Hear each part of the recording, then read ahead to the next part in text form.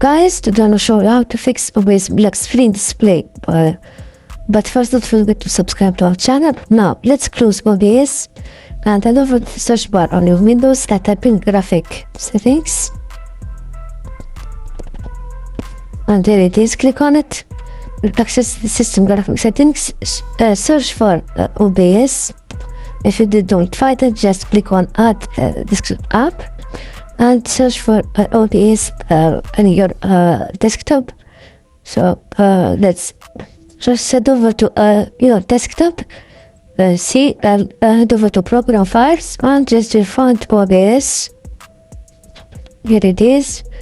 Click on OBS 64 under B64-bit and click on add, and this should be good to go, guys.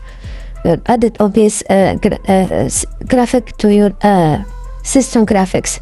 And this is pretty much it, guys. If you found this video helpful, don't forget to like, subscribe, leave a comment.